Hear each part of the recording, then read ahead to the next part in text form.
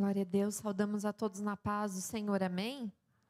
Vamos nos colocar de pé e lermos uma palavra.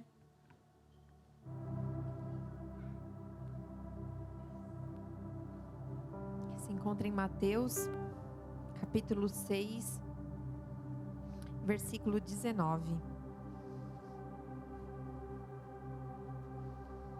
Somos gratos a Jesus por mais uma oportunidade de estarmos aqui na casa dele, adorando, exaltando, entregando a nossa semana nas mãos dele e confiando que ele vai prover. Mateus capítulo 6, versículo 19.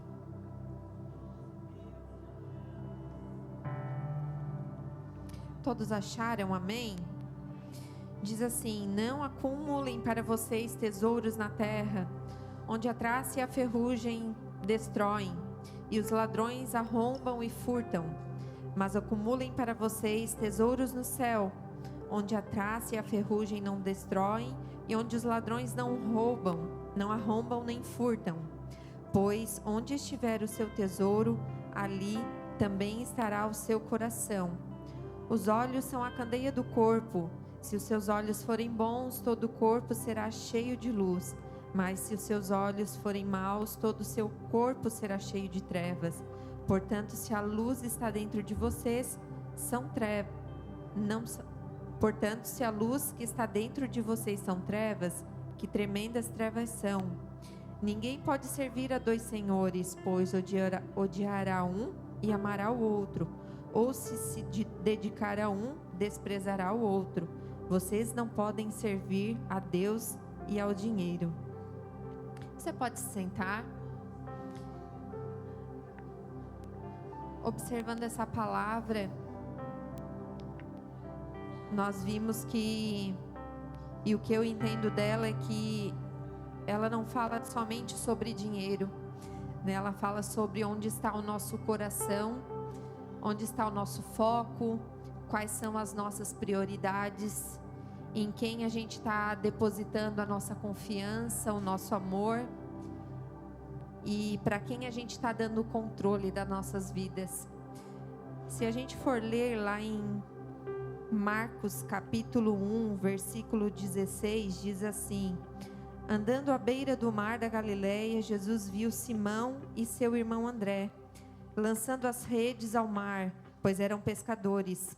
E disse Jesus: sigam-me, e eu os farei pescadores de homem. No mesmo instante, eles deixaram as suas redes e o seguiram. Aqui nós podemos ver a confiança de dois jovens que estavam lá pescando. A sua profissão era pescadores. E passa um estranho, né? Eles não conheciam, e disse: vem, me segue.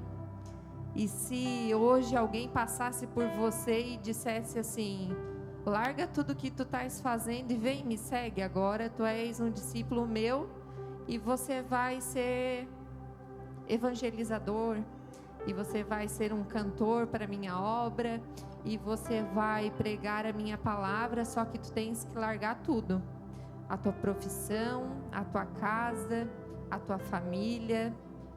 Como nós reagiríamos? Onde está o nosso coração? Eles largavam tudo por amor a Jesus. Jesus no Getsemane disse: Senhor, que seja feita a tua vontade e não a minha. E hoje nós colocamos muito a nossa vontade acima de todos. É o que eu quero, é o que eu preciso, e se depois der tempo, as tuas vontades serão feitas. E hoje o Senhor está nos chamando, que nós venhamos entregar o nosso coração, entregar o controle na mão dele e dizer: Jesus, guia meus passos, guia a minha vida, toma o controle, toma a direção, porque sozinho nós não conseguimos. Amém? Você crê e toma posse dessa palavra? Vamos nos colocar de pé. Glórias a ti, Jesus, porque o amor de Jesus nunca falha, nunca falhará. Vamos orar? Obrigado, Jesus. Obrigado, Senhor, pela tua palavra, Jesus. Obrigado, Senhor Jesus, porque um dia Tu nos chamaste, Senhor. Um dia o Senhor confiou em nós e nos chamou como filhos, Senhor. Se entregou lá naquela cruz, Senhor, por amor a nós. Obrigado, Senhor Jesus. Obrigado pelo Teu chamado, Senhor. E neste momento nós declaramos que o nosso coração é Teu, Senhor. Nós não confiamos em homens, Jesus, nós não confiamos em carros, em cavalos. A nossa confiança está em Ti, Jesus. Nós sabemos que o nosso coração, Senhor Jesus, venha depositar, Senhor, toda a confiança em Ti, Pai. Porque o dinheiro se vai, Jesus, a traça corrompe, Senhor. Sim, Senhor, nós depositamos a nossa confiança, o nosso temor em Ti, Jesus. Toma a direção das nossas vidas, Senhor. Toma o controle, Senhor, em Tuas mãos. O Teu amor não falha, Jesus. Senhor, te pedimos por este culto, Senhor. Nós entregamos ele nas Tuas mãos, Senhor Jesus. O nosso coração que venha estar rendido diante da Tua palavra, diante dos louvores, Pai.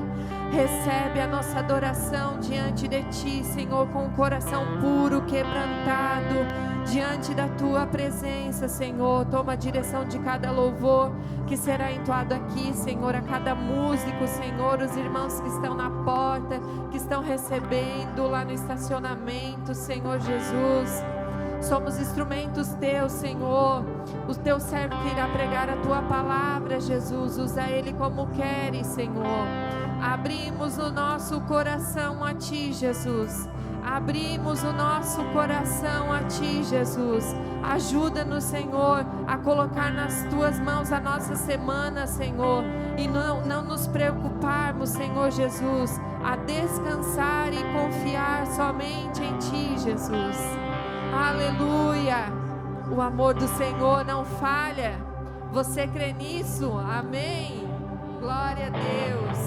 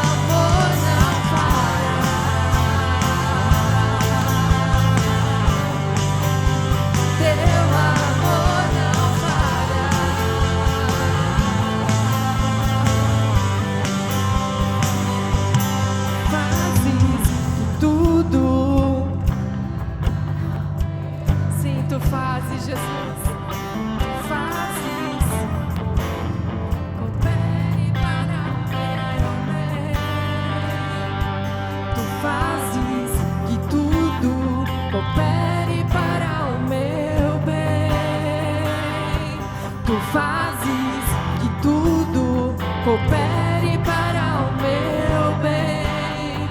Sim, sim, tu fazes tudo, coopere para o meu bem. Sim, tu fazes, Jesus, tu fazes que tudo coopere para o meu bem. Tu és o mesmo para sempre.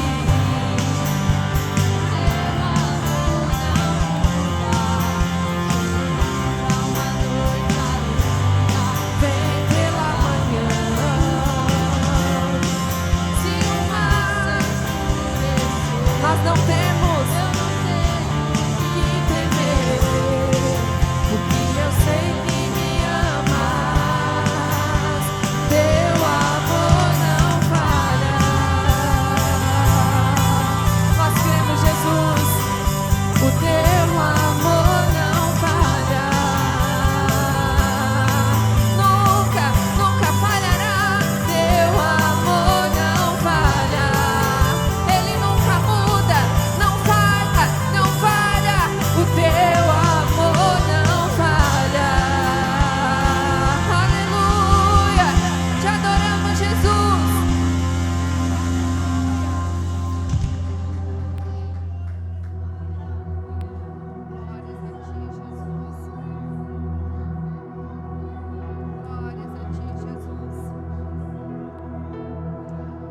Ele nos ama acima de tudo, acima de qualquer problema, acima das nossas infidelidades, acima das nossas fraquezas. Ele nos ama. Ele tem ciúme de você, Ele tem ciúme de mim. Aleluia. Te adoramos, Jesus.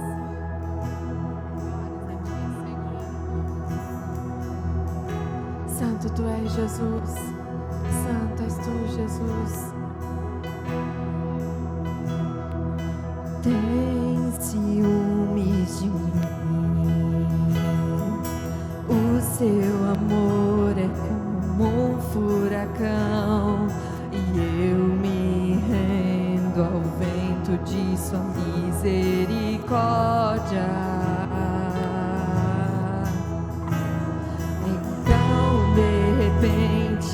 Vejo mais minhas aflições, eu só vejo a glória e percebo quão maravilhoso Ele é e o tanto que Ele me quer. Ele tem ciúmes de mim. O seu amor é como um furacão.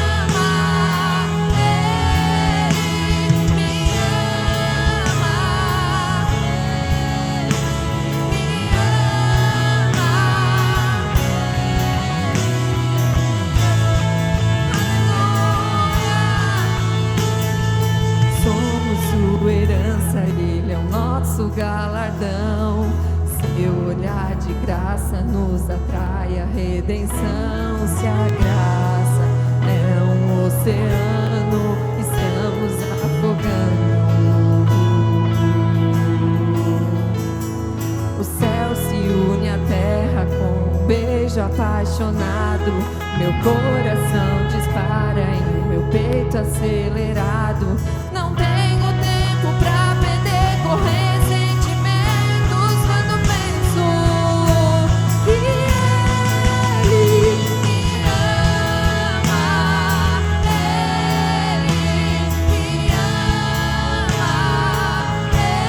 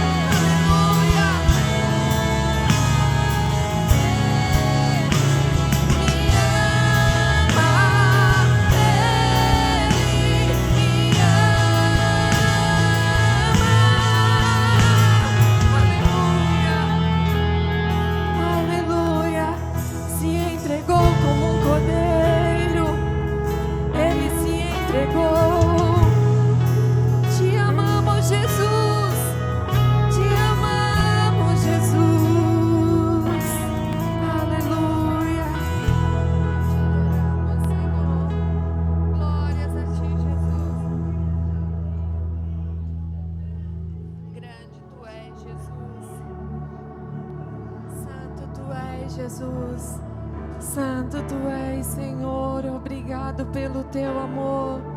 Você pode ser grato a Jesus, que tanto nos amou.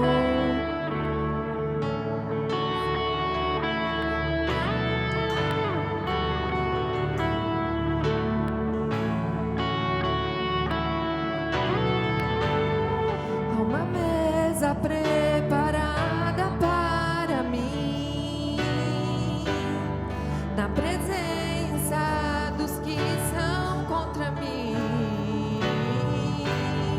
O seu corpo e o seu sangue derramou, assim que eu luto minhas guerras.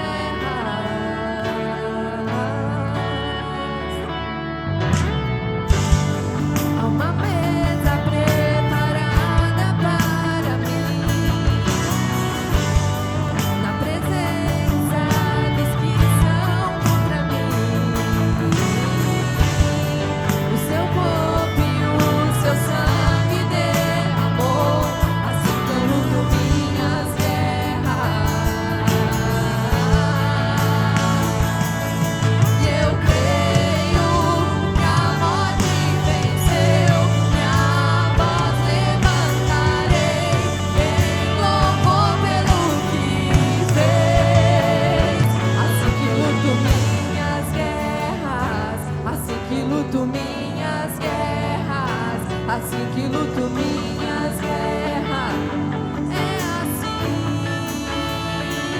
assim que luto minhas guerras, assim que luto minhas guerras, assim que luto minhas guerras.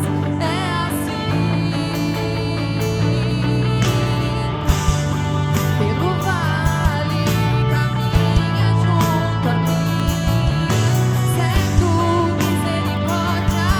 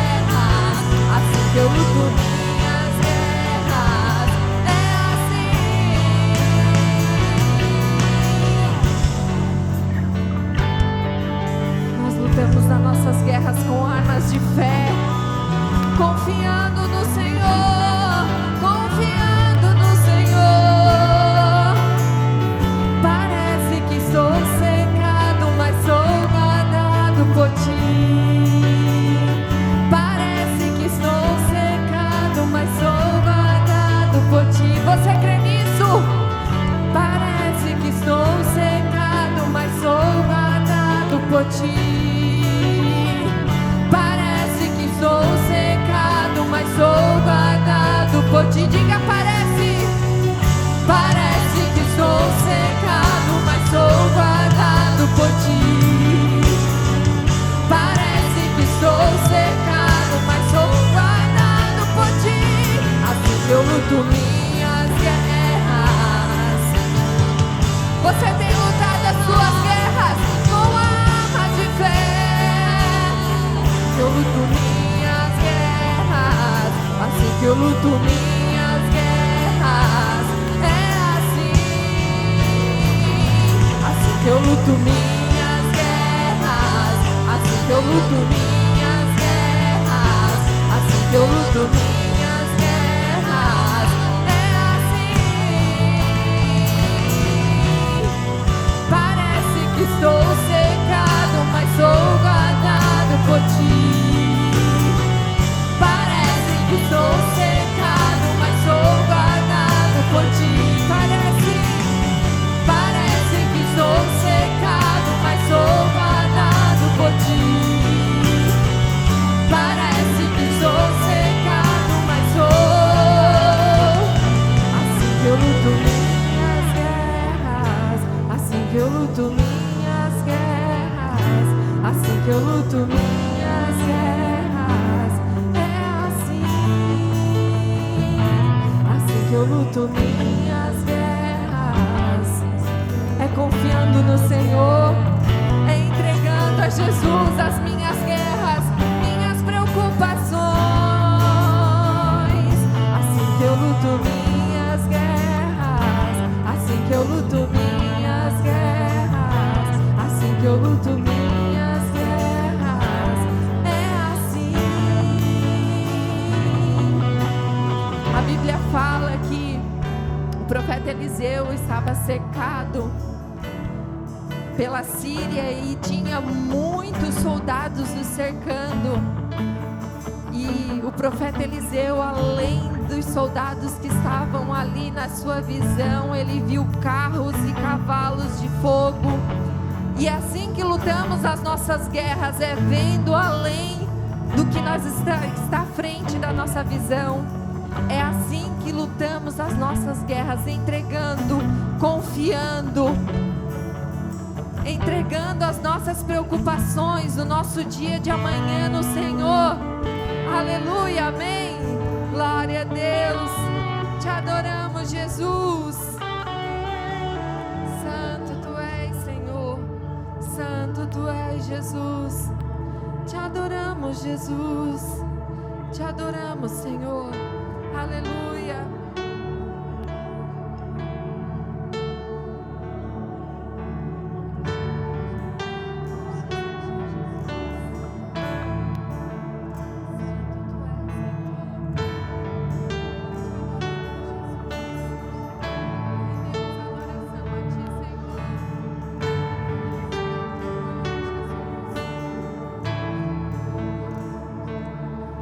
Os santos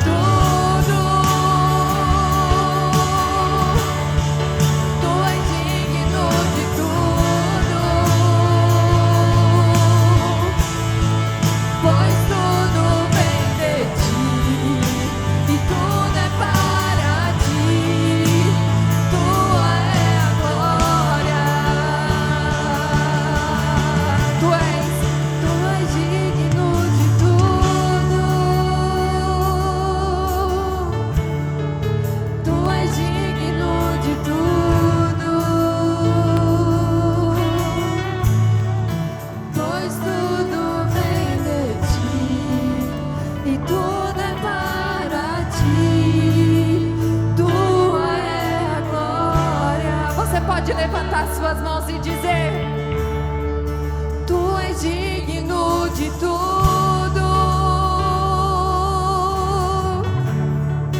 Tu és digno de tudo.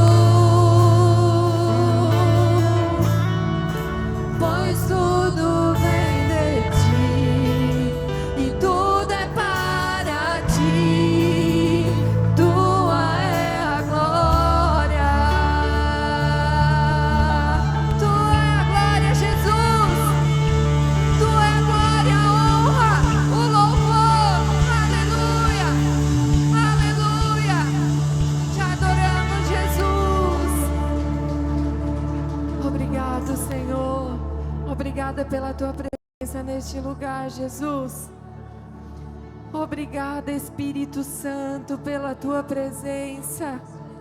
Podemos te sentir, a tua presença é real, Jesus. Queremos continuar te sentindo e ouvindo a tua palavra, Deus.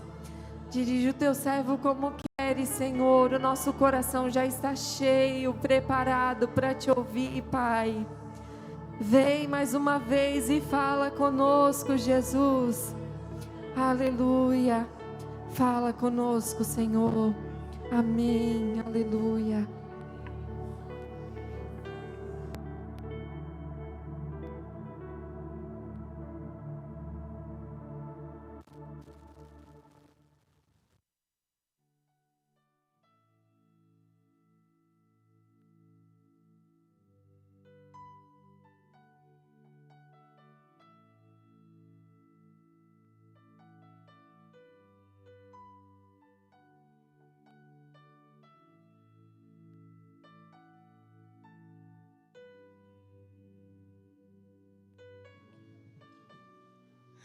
Boa noite, meus irmãos. Toma seus assentos, fica à vontade. E abra suas Bíblias em 2 Coríntios, no capítulo 4.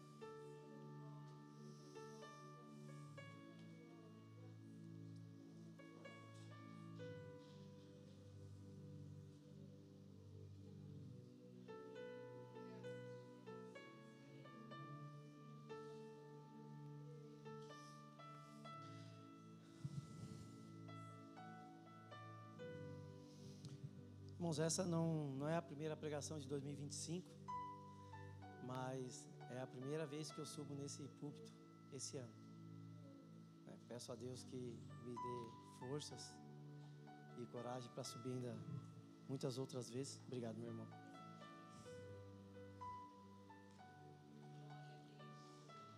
Muitas outras vezes.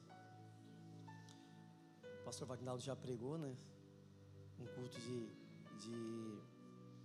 fortalecimento, de exortação, de ânimo para que a gente toque esse ano, e eu peço a Deus que esse ano seja mais um ano de aprendizado, que a gente possa crescer mais no conhecimento do nosso Senhor Jesus Cristo, que Ele nos dê mais sabedoria, e eu peço a Deus que a palavra de Deus resplandeça na face dos pregadores dessa igreja, porque mais do que tudo nesse mundo, meus irmãos, nós precisamos da palavra de Deus resplandecendo nas trevas da nossa vida.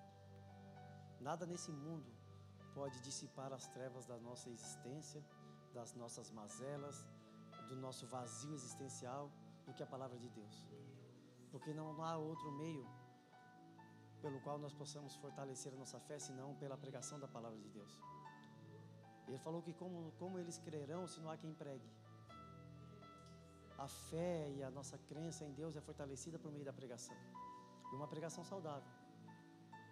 E a gente pede que a palavra de Deus resplandeça na face, na mente, no coração dos pregadores dessa igreja, para que a nossa igreja seja edificada, que a gente possa crescer cada vez mais no conhecimento, não baseada em experiências fúteis, vazias, emocionais, mas uma fé forte, firme, alicerçada, daquelas que não são jogadas de para cá, para lá, como por qualquer vento de doutrina, daquelas que, quando serem confrontadas aí fora, a gente tem uma resposta sólida da fé que nós confessamos, que nós possamos ter um relacionamento forte com Cristo, solidificado nos seus ensinamentos, obediente aos seus conselhos, firmados em seus princípios. Não nos vendamos tão facilmente por um prato de lentilha, por um salário melhor, por uma troca de automóvel. Que nós possamos ter esse tesouro que é o seu Evangelho mais forte do que tudo na nossa vida, mais valioso do que tudo. Que nós possamos ser encorajados apesar dos nossos medos. Eu quero ler esse texto com vocês aqui hoje. 2 Coríntios capítulo 4, a partir do verso 6. A partir do verso 6. Eu vou ler o texto primeiro, depois a gente faz uma introdução. Paulo vai falar sobre esse assunto. Ele começa assim: pois o Deus que disse, das trevas resplandeça a luz, Ele mesmo brilhou em nossos corações, para a iluminação do conhecimento da glória de Deus na face de Cristo. Que frase maravilhosa. Mas temos esse tesouro em vasos de barro, para mostrar que este poder que a tudo excede, provém de Deus e não de nós. De todos os lados somos pressionados, mas não desanimados. Ficamos perplexos, mas não desesperados. Somos perseguidos, mas não abandonados. Abatidos, mas não destruídos. Paulo escreve essa carta à igreja de Coríntios depois da sua primeira visita. Paulo, depois de ele ter... Está abaixo, irmãos? Tem que falar mais alto? Então, me ajuda aí. Depois de ele ter implantado a igreja de Corinto, Paulo volta para Éfeso e lá de Éfeso ele escreve a primeira carta. Depois ele tem notícias de que a igreja está sofrendo com falsos apóstolos, pregadores que se autoproclamaram apóstolos, e essas pessoas, para converterem eles ao seu falso evangelho, estavam difamando a imagem de Paulo. Então Paulo volta para Corinto, e lá em Coríntios, Paulo é rejeitado pelos crentes. Muitos foram contra ele, e confrontaram Paulo e foram a favor desses falsos apóstolos. Essa visita de Paulo ficou conhecida como a visita dolorosa. Paulo, evitando o confronto e na esperança de que eles viessem a se arrepender do que fizeram, ele volta para Éfeso. E lá de Éfeso ele escreve uma outra carta. Essa carta ficou conhecida como a carta severa. Nós não temos essa carta se foi perdida. Mas a gente tem indícios dela, porque Paulo fala dela na carta de 2 Coríntios. Ele dá sinais do que ele escreveu. E por que Paulo escreve 2 Coríntios, tipo meio que se desculpando daquilo que ele falou, se justificando do que ele escreveu nessa carta severa, que deve ter sido uma carta muito dura, escrita aos Coríntios. Então, depois de Paulo escrever essa carta, que foi enviada provavelmente por Tito, Paulo vai à Macedônia para se encontrar com ele, para ter notícias de como os coríntios receberam essa carta, como eles receberam essa carta severa. E para a alegria de Paulo, Tito diz que muitos dos coríntios, se não a maioria deles, se arrependeram da rebelião contra Paulo e estavam dispostos a se desculpar por isso, e isso alegrou muito Paulo.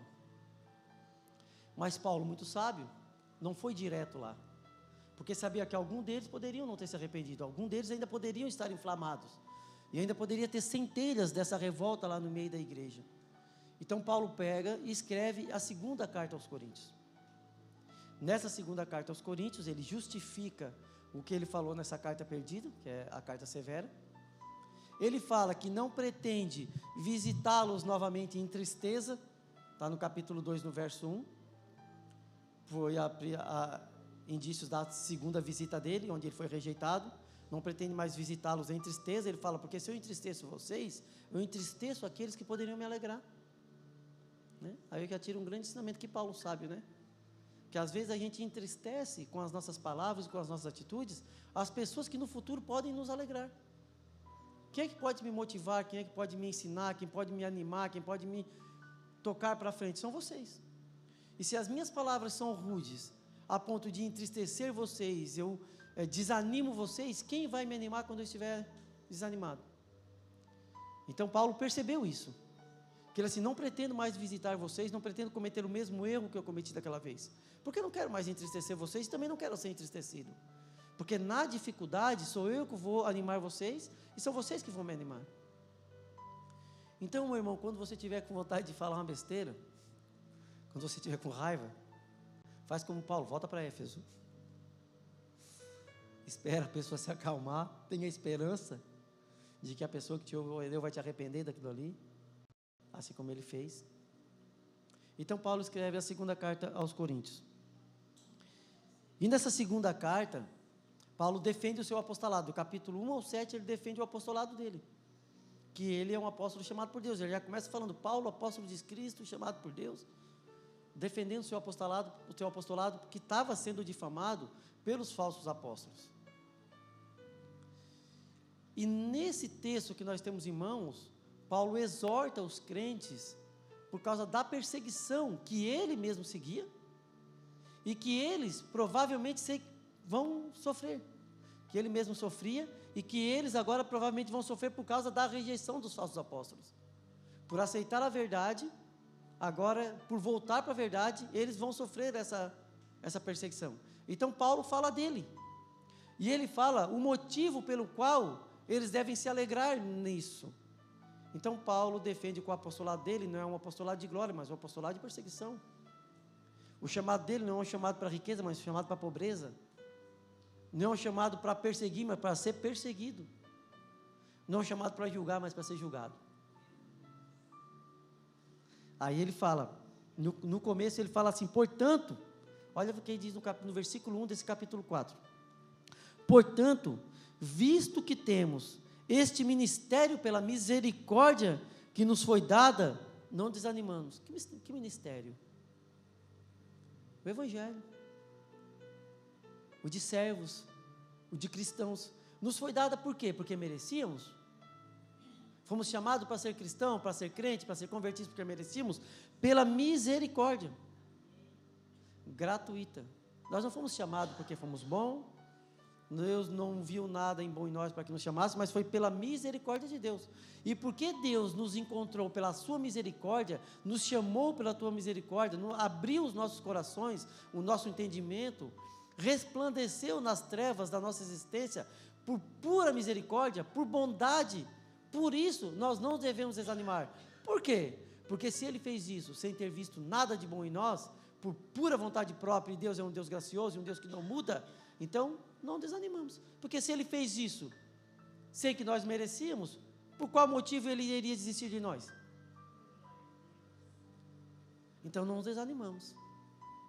Se você foi chamado, se você foi alcançado, você tem certeza que não vai ser rejeitado, porque a motivação de Deus para te alcançar não foi algo em você, não foi a sua bondade, não foi a sua oração espiritual, não foi, os seus dons, porque tudo isso provém do alcance, Ele te alcança primeiro. Se você vê bem, em Êxodo, no capítulo 20, quando Deus vai dar os 10 mandamentos para o seu povo, Ele começa no capítulo 20 falando, eu sou o Deus, o seu Deus, que tirou da terra da servidão. Ou seja, a salvação veio antes da lei, antes dos mandamentos, antes de Deus exigir obediência. Primeiro Ele salvou, depois Ele exigiu obediência. De nenhuma forma o povo poderia dizer que Deus salvou porque eles obedeceram. A salvação veio antes. Então o que Deus faz é por pura misericórdia. Então se Deus faz porque quer, e Ele é um Deus bondoso, e Ele é um Deus que não muda, então se Ele alcançou a gente, entende? É lógica. Então, não desanimamos. Não desanimamos. Antes, renunciamos aos procedimentos secretos e vergonhosos, mas há aqui uma resposta que nós devemos dar para isso. Soberania de Deus na salvação e responsabilidade do homem no processo de santificação. Deus nos salvou, mas nós temos uma responsabilidade agora no processo de santificação e abandonar os nossos pecados. Deus não nos salvou e nos jogou no mundo como um filho sem pai. Deus não nos deixou órfão, como botou no mundo e agora está aí, faz o que tu quiser, vive por ti. Não. Existe um processo de santificação. Ele é assim, portanto, renunciamos aos procedimentos secretos e vergonhosos. Não usamos de engano, nem torcemos a palavra de Deus, o que os falsos apóstolos estavam fazendo. Ou seja, depois que Deus salvou, Ele não salvou o povo, levou para a terra prometida e falou, agora vivam como vocês querem. Existia um mandamento, existia uma lei, que eles deveriam obedecer por gratidão ao que Deus fez. Não é barganha, nunca foi uma troca, nunca foi uma barganha. Deus não deu Cristo para nós, porque nós fizemos algo para merecer Cristo. Deus nos deu Cristo, nos deu para Cristo, porque Cristo mereceu nós. Não deu Cristo para nós, porque nós merecíamos Cristo. Ele nos deu para Cristo, porque Cristo nos merecia. Cristo fez por merecer. Somos presentes a Cristo. Fomos dados a Ele. Jesus falou que ninguém pode vir a mim se o Pai não os trouxer. E de maneira nenhuma eu jogarei fora esse presente. Eu lançarei fora esse presente. Você é um presente de Deus para Cristo. Porque Cristo mereceu você. Cristo morreu na cruz, Ele pagou um preço. Então agora você é dele. E nós temos essa responsabilidade.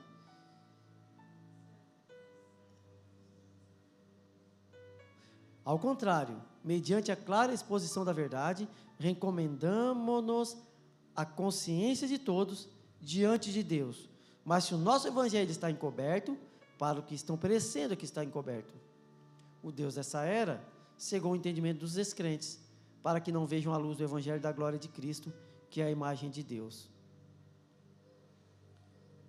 Quem não vê porque foi cegado pelo Deus dessa era. Agora vamos na lógica. Se as pessoas que não creem, ou que não vejam, ou que não entendem, são cegados pelos Deus dessa era, você um dia também esteve cego. Você um dia também esteve cego pelo Deus dessa era. O que fez, meus irmãos, com que um dia você mudasse a sua forma de pensar? O que fez com que você um dia na sua vida, uma virada de chave, um estalar de dedo, opa, tem alguma coisa errada? O que fez com que você mudasse a sua forma de pensar? De que de descrente passasse a ser crente? Foi algo que há em você? Se você aceitar que foi algo em você, você tem que admitir que você é melhor do que alguém. Que você é melhor do que aqueles que não creem. Porque vocês estavam cegos e tu abriu os seus olhos e ele não quis abrir. Agora, se você acredita, como eu, que nós não somos melhores do que ninguém, então algo sobrenatural agiu sobre as nossas vidas. Algo sobrenatural fez com que os nossos olhos fossem abertos. Algo que foge ao nosso entendimento fez com que a nossa mente se abrisse e que os nossos olhos espirituais vissem algo que antes nós não víamos. Se é isso, então é graça. Se é isso, então é misericórdia, é favor imerecido. Agora, o porquê que Deus fez isso? Por que essa luz brilhou na sua cegueira e não brilhou na cegueira de outras pessoas? Eu não tenho essa resposta. Eu sei que vocês queriam saber, mas eu também não tenho. Eu também queria saber, mas eu não sei. Eu só sei que Deus não pode ter visto nada de bom em mim, porque se nós éramos todos iguais, estávamos todos cegos, um dia meus olhos se abriram, um dia outros não. Eu não sei o porquê. Mas um dia, sentado à mesa, eu ainda vou perguntar para ele. Provavelmente a resposta vai ser assim: eu quis. Porque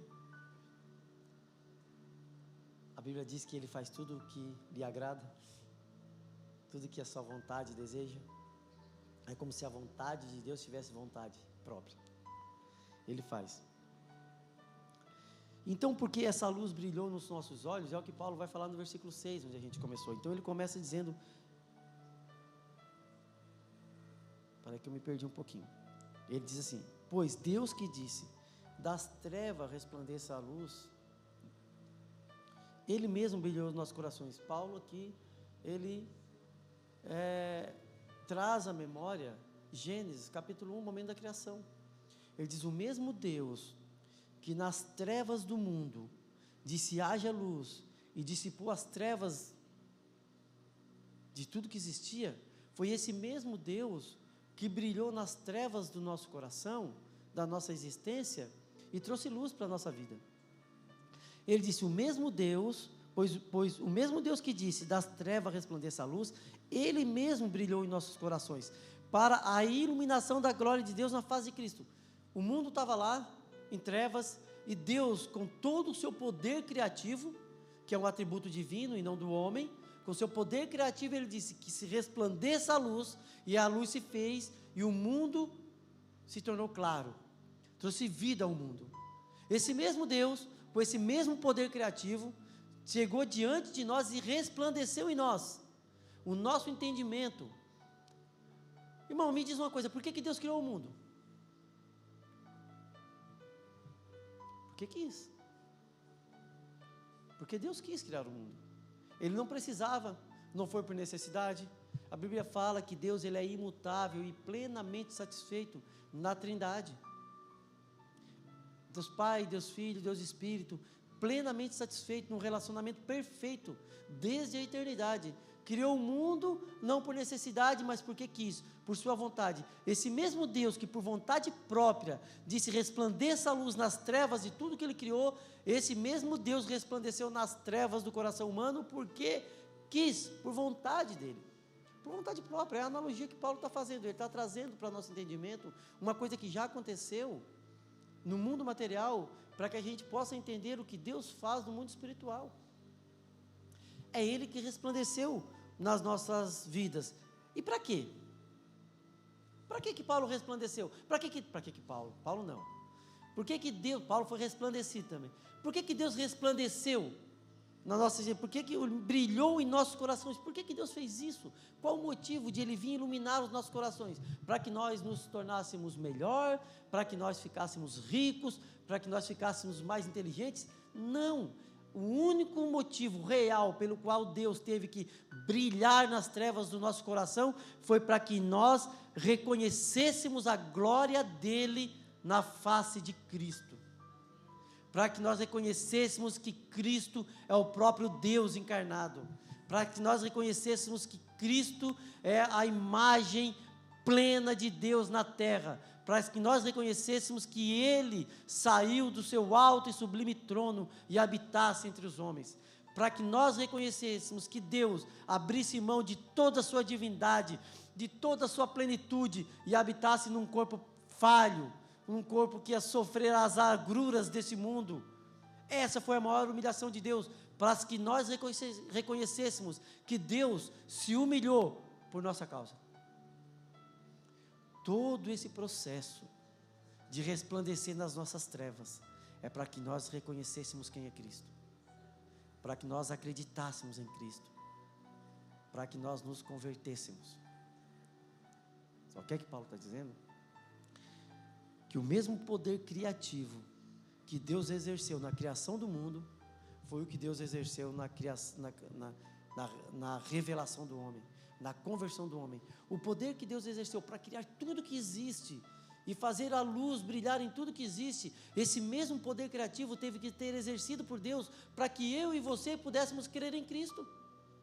A criação do mundo não é mais importante do que a conversão de um crente. A criação de tudo que existe não é mais importante do que o novo nascimento de um pecador. Então, a sua conversão não foi algo que aconteceu por acaso.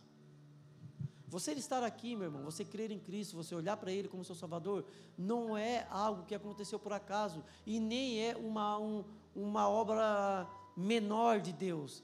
Na verdade, a conversão do crente, a revelação de Cristo, é a maior obra de Deus. nós devemos olhar para uma pessoa convertida com o mesmo vislumbre, ou deslumbre, eu não sei qual é a diferença dessas duas palavras, meus irmãos. Mesmo deslumbre que a gente olha para as maravilhas do mundo. Quando você olha para uma pessoa convertida, uma pessoa que crê, uma pessoa que é apaixonada por Cristo, uma pessoa que tem desejo em ler a sua palavra, uma pessoa que tem desejo de estudar a sua palavra, de conhecer mais Jesus, de se relacionar com Ele, você deve ver que a beleza que há nisso é a mesma beleza que há na maior maravilha do mundo existente. Você pode contemplar as montanhas, o Everest e os Grand Canyons. Tudo isso não é mais belo e não exige mais poder de Deus do que fazer com que nós saíssemos das trevas para o reino do seu Filho amado e nos trazer para a luz.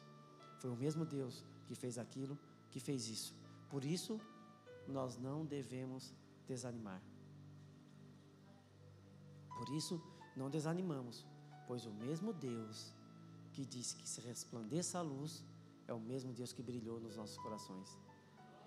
Então, se Deus fez isso, meu irmão, você vai desanimar por causa de coisas pequenas desse mundo? Há motivos para desânimo, há motivos para se entristecer, há motivos para você ter medo? Não, na verdade há. Mas há muito mais motivos para nós enfrentarmos os nossos medos. Nós temos mais motivos para prosseguir do que para retroceder. Porque há um Deus que tudo pode por nós e há um Deus que tudo quer para nós. Porque se Ele nos deu o seu próprio Filho, não nos dará junto com Ele todas as outras coisas? Esperança, meu. Esperança em um Deus que já fez por você, em um Deus que já fez por mim. Isso alegra os nossos corações. E ele continua. Mas Paulo é assim, né? Ele joga a gente lá em cima e depois ele baixa a bola um pouco. É tudo isso, mas não é tudo isso. Ele fala, mas temos esse tesouro aonde? Em vasos de barro. É tudo isso, Wagner. Mas calma aí, que tudo isso não está em você. Mas tudo isso que Deus fez, esse grande tesouro, essa grande maravilha, isso que é maior do que as coisas mais bonitas dessa terra, a maior obra de Deus, não é por causa de ti. Tu é só um vaso de barro. E ele fala, mas temos esse tesouro em vasos de barro, para mostrar que este poder que tudo excede, provém de Deus e não de nós. Sabe por que ele usa a analogia de um vaso de barro? Porque existia vaso de bronze. E o vaso de bronze, logicamente, ele era separado para guardar coisas melhores, coisas mais valiosas. E o vaso de barro era usado para guardar coisas de menor valor. Mas então por que Deus guarda um tesouro tão valioso num vaso que era destinado para guardar coisas sem valor? Então Paulo deveria ter nos chamado de vaso de bronze, porque Deus está guardando algo de valor. Mas os vasos de barro, eles não eram só guardados para coisas de menor valor, era guardado inclusive para guardar dejeto humano. E por que ele era guardado assim? Porque era fácil de quebrar, a argila tinha muito, então era fácil, ele quebrava, jogava fora, pegava mais argila e fazia outro. Mas existia um costume. Você já experimentou a ideia ou já ouviu alguém falar que quando você está num lugar e você vai deixar o seu carro em algum lugar, você pega e não tranca o carro, só vou deixar a porta aberta, porque se o ladrão ver que a porta está aberta, ele vai pensar que eu estou por perto. Eu já fiz isso. Deixa a porta, deixa o vidro um pouquinho aberto, que ele vai achar que eu estou por perto e não vai vir. Se ele ver o carro tudo trancado, provavelmente é porque ele está longe. Mas isso aí a gente não é tão esperto, a gente não criou isso, claro. Naquele tempo eles tinham o costume de pegar uma coisa muito valiosa, as pessoas mais pobres, que moravam em casas que não eram tão seguras, não moravam em castelos, não eram em casas tão seguras. Ele pegava as coisas de muito valor e guardava nesses vasos de barro. Para quê? Para os ladrões não desconfiarem. Ele guardava as coisas ali para ninguém desconfiar. Olhava um vaso de barro, isso aí deve ter sujeira aí. Ia procurar algo de mais valor, estava escondido, disfarçado, para que as pessoas não encontrassem. E Paulo está falando que o valor desse tesouro não estava em nós, mas naquilo que nós carregamos. O que Deus colocou em você foi para que você não se achasse melhor, mas que você reconhecesse o valor que carrega em você. Quer ver um exemplo? Se você pegar um recipiente, uma cacheta, uma caixinha qualquer, e você jogar resto de comida podre ali dentro, aquela caixinha se torna o quê? Uma lixeira. Mas se você pegar uma joia de muito valor e jogar ali dentro, aquela caixinha se torna o quê? Um porta-joia.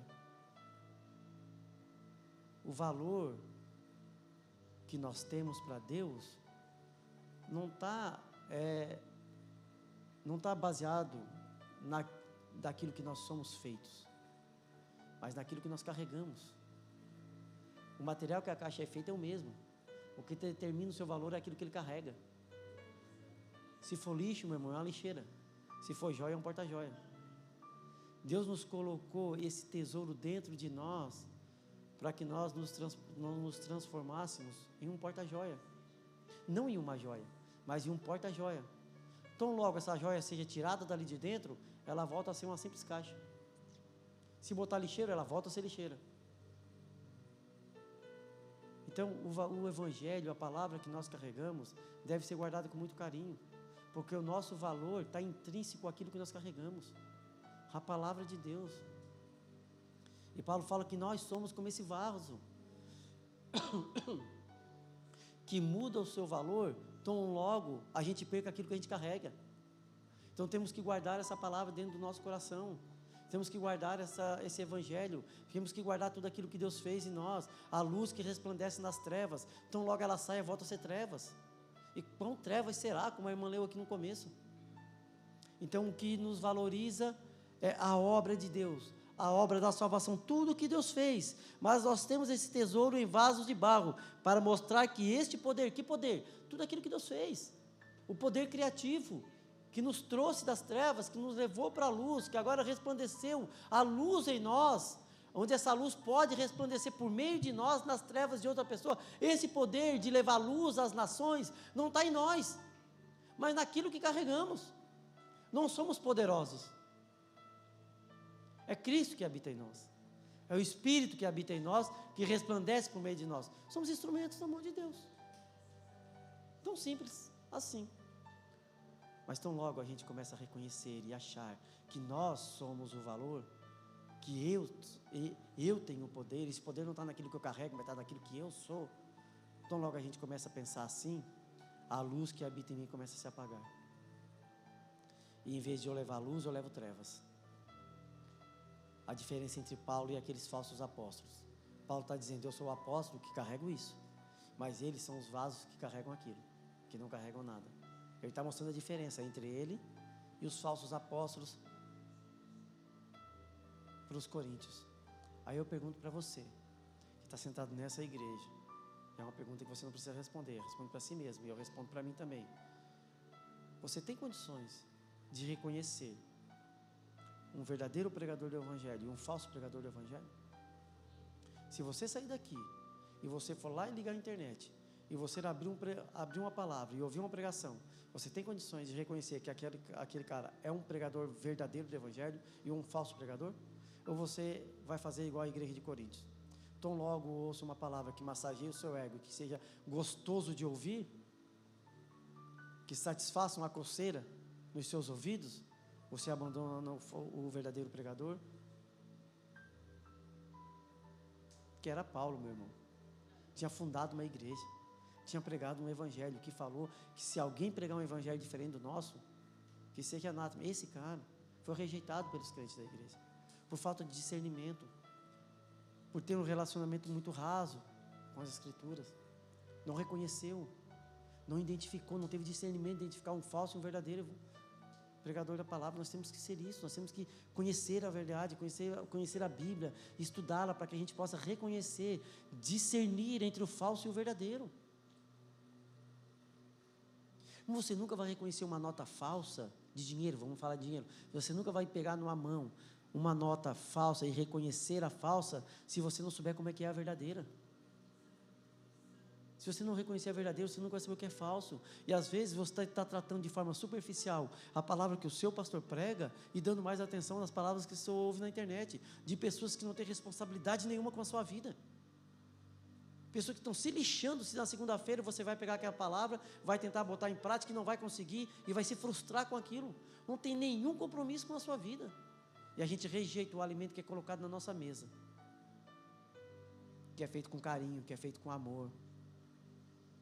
E vai comer no restaurante, dá muito mais valor para o cozinheiro que não está nem aí para você, que não te conhece, não se preocupa com os valores nutritivos que você precisa. Eu vejo a minha esposa, meu irmão, ela cozinha conforme as minhas necessidades. Se ela está cozinhando lá, tu precisa disso, então ela faz lá a comida conforme eu preciso. Se eu for no restaurante, está tudo lá, se lixa, tu que escolhe. Lá em casa, não. Ela fica tentando, não sei como é que a minha esposa consegue fazer isso, mas ela vê o que a Isabelle mais precisa, ela faz a comida aqui para suprir isso. O Wagner está mais gordinho, vou fazer isso aqui. Ela faz. E a palavra que nós recebemos na nossa mesa é essa, preocupado com as nossas necessidades. Porque se não fosse assim, meu irmão, nós parávamos tudo, botava uma palavra do Augusto Nicodemos na tela e ia curtir. É um grande pregador. Botava uma palavra do Hernando Dias Lopes, Paul Washer, estava ali John Piper, para que melhor? Tu acha que esses caras pregam menos do que eu e o Vagnaldo e todos os outros pregadores que tem aqui? Faríamos um fast food gospel aqui, um fast food espiritual, e botávamos ali louvor. Para quê? A Monique, eu sempre confundo Monique, Mirella e Milena. Elas estão aqui, a Milena está lá, a Monique está ali, a Mirella está lá. Está se matando, prega aqui, prega ali, o Rogerinho na quarta, aí vem ensaiar, e depois da hora, às vezes a irmã do Júlio, a irmã Márcia vai do trabalho vem direto para cá, né, irmão, vocês ficam ensaiando, nós terminamos o culto, vamos embora, eles ficam ensaiando, precisando de gente para ajudar, né, e já fica um alerta para vocês que tem, né, que podem ajudar e... Esperto, irmão. A gente parava tudo isso, botava um show aqui, né, cantou a música da Fernanda Ferro, foi a Fernanda Ferro, Monique, que tu cantou, né? Bota um vídeo da Fernanda Ferro, para quem é melhor, né? Pega um vídeo aqui, Diante do Trono, sei lá, essas bandas aí que vocês conhecem, eu não conheço nada de banda, de música nada, eu não escuto música, então bota aqui, melhor. Se fosse assim, se não fosse algo feito, Senhor, feito para as nossas necessidades, nós ouviríamos qualquer coisa, mas nós temos que aprender a dar valor para aquilo que é cozinhado, segundo as nossas necessidades. Uma palavra pregada segundo as nossas necessidades. E às vezes a gente está tão acostumado a comer bem, que a gente não dá mais valor para aquela comida, né? A gente esquece de elogiar, falar para a nossa esposa, para a nossa mãe. A mãe fazia 38 pão de massa oval desse tamanho assim quando era pequeno. Uma semana cozinhando pão para nós comer em 2 dias. A gente esquece de agradecer o trabalho que é aquilo ali, porque está acostumado. A gente vem, senta aqui, ouve uma palavra boa, foi boa. Aí vai lá, lá sim, lá foi bom demais.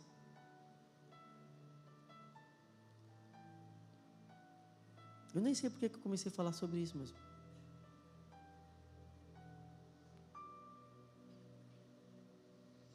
Mas eu terminei aqui. Mas temos esse tesouro em vasos de barro, para mostrar que esse poder que a tudo excede provém de Deus e não de nós. Aí ele continua, versículo 8 e 9. De todos os lados somos pressionados, mas não desanimados. Ficamos perplexos, mas não desesperados. Somos perseguidos, mas não abandonados. Abatidos, mas não destruídos. Mas não. E mas não. Por quê? Por causa de tudo que ele vinha falando. Paulo sofreu as piores perseguições. Irmão, Paulo está falando sobre o quê? Sobre medo, meus irmãos. Paulo está falando sobre medo. Você acha que Paulo tinha medo? Era perseguido, ele era, vamos ler aqui, de todos os lados, ele era pressionado, ele ficava perplexo diante de tais atrocidades, de tais mentiras, de tais calúnias que eram criadas contra ele era perseguido, ele se sentia abatido, mas ele diz, mas não destruído, mas não desanimado, porque o motivo, a força que ele encontrava para enfrentar os seus medos, não estava nele, estava naquilo que ele carregava. O problema, meu irmão, é que muitas vezes a gente acha que nós fomos chamados para não sentir medo. E isso aqui talvez seja uma palavra que fique para o nosso 2025. A gente somos chamados para não sentir medo, porque foi nos dado o espírito e não de covardia, né? Então temos que ser corajosos, e a gente cria a ideia, a falsa ideia de que coragem é ausência de medo, mas não é. O medo serve para nos mostrar que estamos vivos. O medo é um dispositivo de proteção do corpo. O que nós precisamos é deixar com que o medo converse conosco. Nós devemos nos relacionar com os nossos medos, porque nunca você vai deixar de sentir medo. Eu estava sentado naquele banco ali, eu estava pedindo para minha esposa, para minhas filhas orar por mim, que eu estava morrendo de medo. Toda vez que eu vou pregar, eu tenho a infeliz sensação de que eu não vou conseguir pregar 30 minutos. E eu venho tremendo de medo. Depois chega aqui, as coisas acontecem. Graças a Deus. Aí eu penso assim, da próxima vez vai ser diferente. Da próxima vez, não vou ter medo.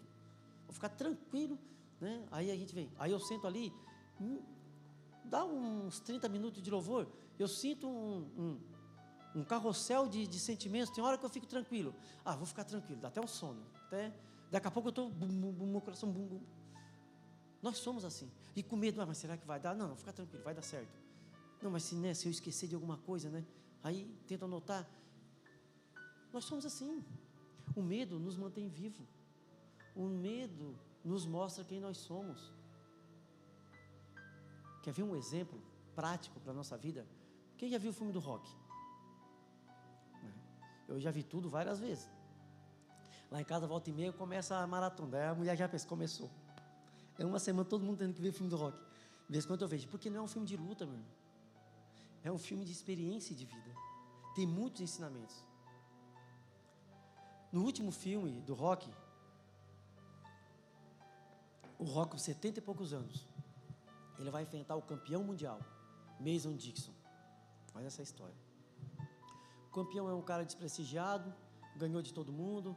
Na época dele não tinha quem pudesse enfrentá-lo. Então eles entram em discussão quem é o melhor lutador de todos os tempos. Mas o Rock está com 70 e poucos anos, velho, aposentado, não tinha mais licença para lutar, cuidando do restaurante dele. Eles fazem um programa de computador. E nesse programa de computador eles colocam todas as características do atual campeão e do Rock velho, quando o Rock era novo. No computador o Rock ganha. Aí o Rock é o melhor de todos os tempos. Aí ele fica bravo. Aí eles criam uma luta de exibição para lutar entre o Rock com 70 e poucos anos e esse rapaz no auge da idade, com 20 e poucos anos. Era para ele destruir o Rock. Mas era uma luta de exibição. Então, quando eles estão entrando na luta, antes de subir no ringue, os dois se encontram e o Rock conversa com ele. Aí ele fala para o Rock assim: essa é uma luta de exibição. Ele fala, essa é uma luta de exibição. Eu não vou te bater, eu não vou te machucar, eu vou te poupar, mas não vem para cima. Se tu tentar me bater, se tu for sujo na luta, eu te destruo. Aí o Rock falou para ele assim: muitas pessoas vêm a Las Vegas para perder, mas eu não. 70 e poucos anos. Aí ele fala assim para o Rock: tá dito. E vira as costas. Quando ele vira as costas, o Rock fala a palavra a frase que eu queria falar para vocês. Ele fala assim: não está com medo? Ô campeão, não te assusta? Aí o cara olhou para ele e falou assim: eu nunca me assusto. O Rock faz aquele jeito, olha para o filho dele que está do lado dele e fala assim: pessoas assustadas se protegem mais. Pessoas com medo, meu irmão, se protegem mais. O medo não serve para nos destruir, mas nos ensinar a lutar. a não baixar a guarda, reconhecer as nossas fraquezas. O que ele está dizendo é que uma pessoa que sente medo, uma pessoa que está assustada, ela reconhece que tem limitações, ela reconhece que tem pontos fracos, e por causa disso ela vai se proteger. Na vida, meus irmãos, você precisa entender isso. Os seus medos não são para te travar, o seu medo é para ensinar você a lutar. Muitas coisas, não é errado ter medo, e no seu processo de prosseguir, de lutar, as pessoas mais novas, tem que ter filho, tem que trabalhar, tem que comprar casa, muitos medos, mas esses medos vão te ensinar a lutar da maneira correta, vão te ensinar a não baixar a guarda. Na nossa luta espiritual é a mesma coisa, nós precisamos reconhecer que nós somos vasos de barro, para que nós não venhamos a baixar a nossa guarda, aprender a lutar. E na última luta, no último minuto do round, ele leva um soco muito forte, e ele cai no chão, e ali ele pensa em desistir. Aí ele fala para ele mesmo: o que é que você disse para o menino? Um conselho que ele tinha dado para o filho dele um tempo antes. Ele fala assim para ele mesmo, no meio de toda aquela luta: o que é que você disse para o menino? Que não importa a força que você bate, mas o quanto você consegue apanhar e continuar na luta. Essa frase icônica que todo mundo já deve ter ouvido: quanto você consegue apanhar e continuar na luta.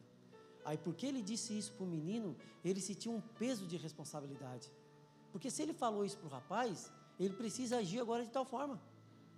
Aí ele se levanta e vai até o final da luta. Ele ia desistir naquele momento. Então, quando a gente se aconselha um ao outro, você não aconselha só o outro, você aconselha a si mesmo, você cria um peso de responsabilidade. Porque como é que você vai dar um conselho para outra pessoa, se depois você não vai seguir esse conselho? Então eu digo, por que nós devemos nos aconselhar? Por que nós devemos nos exortar? Porque nós vamos nos edificando juntos. Se eu digo para vocês agora, que vocês não devem desanimar, porque nós temos esse tesouro carregando em nós, a hora que eu sentir desejo de desanimar, eu vou lembrar disso que eu estou falando para vocês. Eu vou pensar, como que eu posso esmorecer agora, se eu falei para a igreja inteira domingo passado, que não era para eles desanimar? Então não perca a oportunidade de aconselhar, de compartilhar experiência, porque isso fortalece quem ouve e fortalece quem fala. Seus medos servem para ensinar a lutar, para não baixar a guarda.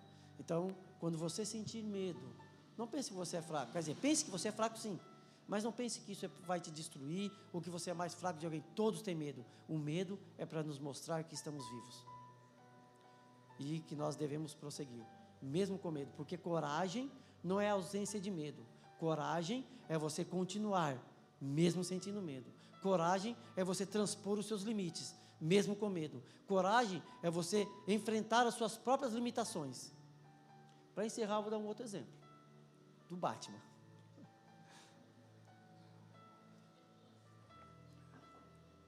É muita cultura pop, meu irmão. Outro exemplo do Batman. O Batman, ele enfrenta o Superman. Numa das cenas do filme, o Batman está vindo com aquele carro dele que é indestrutível. Avisa o carro do Batman, ele destrói tudo que ele pega, ele vai destruir tudo. Aí ele está vindo em alta velocidade, o Superman só bota o pé assim, ó. Bum! Destrói o carro do Batman tudo. A gente vê a força que tem o Superman. Aí o Superman fala para o Batman assim: você já deve ter visto essa cena, mas eu vou contar. O Superman fala para o Batman: quando você vê o sinal do morcego, não apareça, porque o morcego está morto. Já viram essa cena? Ele fala, porque o morcego está morto. Os dois estavam numa briga, e ele ameaçou de morte o Batman. Ele falou, porque o morcego está morto. Aí ele pega e sai, vira as costas e sai. Aí o Batman chama ele e fala assim: você sangra? Aí o Superman olha para ele com desdém, porque nada nesse mundo pode destruir o Batman, e voa, e deixa o Batman sozinho. O Batman fala assim, ó: vai sangrar. Porque o Batman conhecia o ponto fraco do Superman. Sabe por que o Superman não tinha medo? Porque a única coisa que poderia destruir ele não habitava nesse mundo. Habitava estava em outro planeta, inacessível. Bom, quando você não tem medo de algo que é mais forte que você não é corajoso. Porque numa outra cena, aí o Batman pega, ele vai atrás de um pedaço de kryptonita, ele cria uma cápsula, coloca numa arma e vai enfrentar o Superman de novo. Você agora me paga, dessa vez tu sangra. E quando ele enfrenta, ele dá um tiro no Superman. Aí o Superman, muito imponente, aquela bala pega no peito dele, não vai acontecer nada. Só que aquela cápsula explode, no interior dela tinha fumaça de kryptonita. Quando ele respira, a kryptonita entra nele. Aí ele cai no chão. Aí quando ele vê fraco, que ele vê que está sem poder, ele começa a lutar com o Batman, ele vê que começa a apanhar, e ele vê que corre sangue dele. Nunca tinha experimentado isso. Aí o Batman olha nos olhos dele e vê uma coisa estranha, uma expressão que o Batman nunca tinha visto. Aí o Batman fala assim: o que é isso em seus olhos? É medo? Aí o Batman fala a icônica frase: você não é valente, homens são valentes.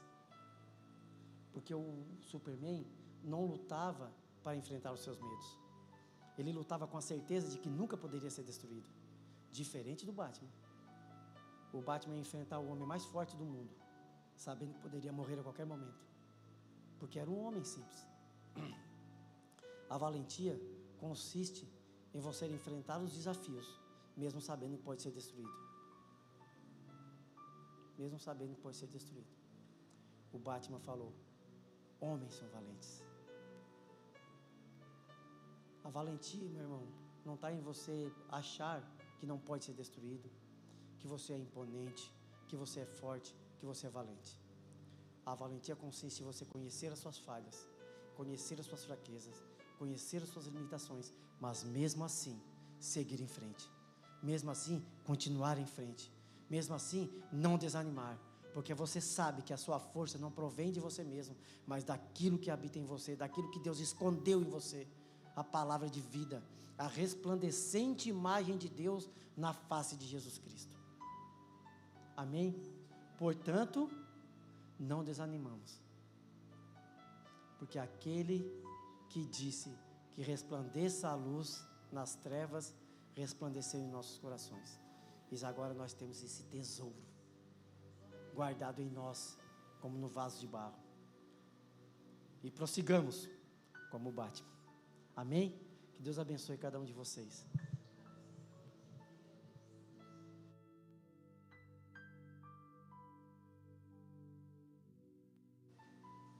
Amém? Todo mundo esperando o que é que eu vou falar, né? Pensa que eu não sei. É difícil falar depois da pregação. Eu prefiro pregar do que falar depois de uma pregação, irmão. Depois de tudo que foi falado. Porque é perigoso a gente falar algo e estragar tudo. Mas quem é que crê que Cristo habita em vós? Então Deus habita em vocês. Espírito Santo, que é Deus, habita em nós. Então, que nós possamos sair daqui encorajados a viver uma vida, não com medo de Deus ir lá e apagar o seu nome do livro da vida. Eu estou andando com Deus, tem uma tropeçada aqui, Jesus voltou, eu fiquei. Não, isso não existe. Se tropeçar, você levanta. Mas leve essa responsabilidade, sabe do quê? Desse Deus que habita em você, que faz você lembrar do Evangelho poderoso que Ele colocou em você.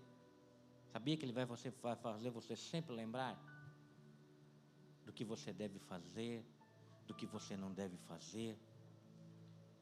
Ele faz lembrar, Ele não te força a fazer. Ele faz lembrar o que você tem que fazer e o que você não deve fazer. Só isso. Daí você existe uma livre agência. Você faz se quiser e faz se não quiser. Agora, se você não fizer o que Ele fez você lembrar, sabe o que é que acontece? Você entristece Ele. Por isso, não entristeçais o Espírito Santo, da qual, Efésios 4, não entristeçais o Espírito Santo, na qual vocês foram o quê? Selados para o dia da redenção, marcados para o dia da redenção. Tem um dia da redenção preparado para nós, estamos caminhando para esse dia, e Deus vai nos conduzir até lá. A Bíblia fala da perseverança dos santos, é Ele que vai nos fortalecer. Mas nessa caminhada, não entristeçam o Deus que habita em vocês. Não entristeçam. Nós sabemos o que tem que fazer. Nós sabemos como fazer. Ele está sempre nos lembrando. Ninguém aqui precisa de um policial do lado dizendo: isso pode, isso não pode. Não precisa, irmão. Nós temos o Espírito Santo, nós conhecemos essa verdade, foi revelada, foi colocada dentro de nós. Somos fracos, mas não desanimamos. Nós não somos daqueles que retrocedem para a derrota. Nós somos daqueles que prosseguem para a vitória. Amém? Vamos nos colocar de pé?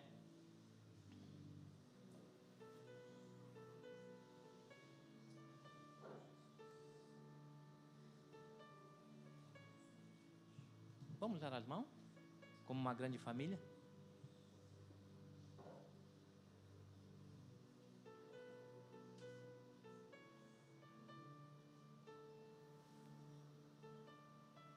Ó,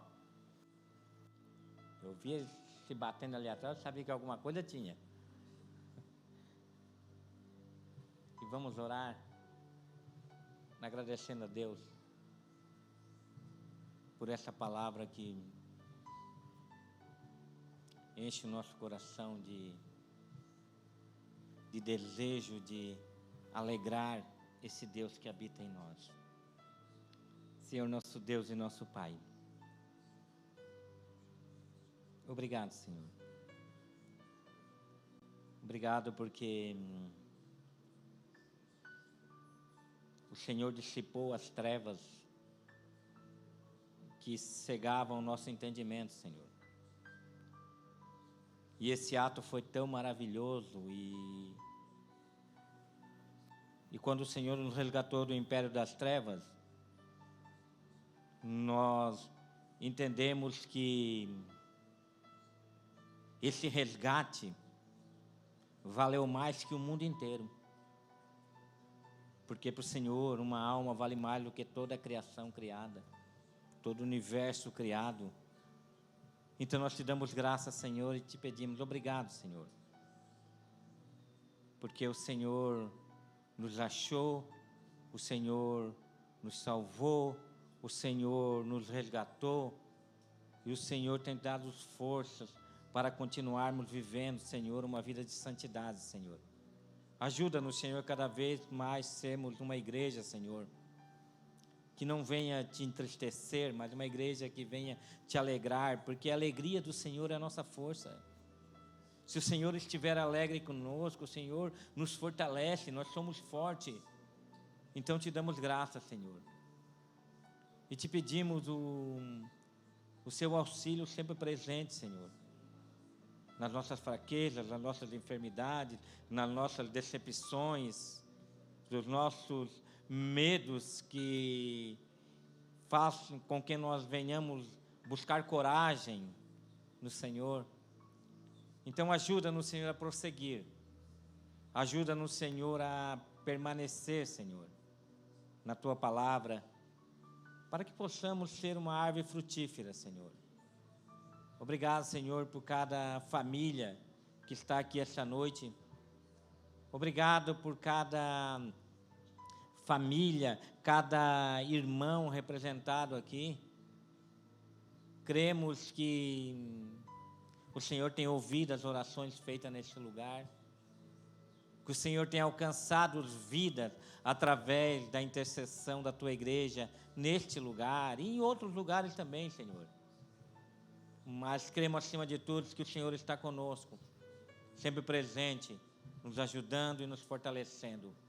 Então, em nome de Jesus, que nós possamos sair daqui, Senhor, e enfrentar essa semana que está por vir, enfrentar um mundo que já se acomodou com tantas coisas, e possamos ser diferentes lá, possamos continuar te cultuando nos ambientes que estivermos, possamos mudar ambientes, que as pessoas possam olhar para nós e ver o Teu reino em nós, a face do Seu Filho amado em nós, e que possamos ser esse povo, Senhor, que carrega a Tua presença. Não somos melhor do que ninguém, mas uma responsabilidade foi colocada sobre nossas vidas, e queremos viver essa responsabilidade, para que outros também que ainda não viram o resplendor dessa maravilhosa luz, venham ver, Senhor, através de nós, porque o Senhor é a luz deste mundo, através daquilo que nós carregamos. Então, em nome de Jesus, nós te damos graças por tudo que o Senhor fez por nós e está fazendo, Senhor, e queremos nos despedir com a certeza em nossos corações, que mais uma vez o Senhor falou conosco, o Senhor nos chamou a atenção e o Senhor nos ensinou mais um pouco da Tua palavra, em nome de Jesus. Que o amor do Pai, a graça do nosso Senhor Jesus Cristo e a comunhão do Espírito Santo acompanhe todos vocês. Deus abençoe a todos.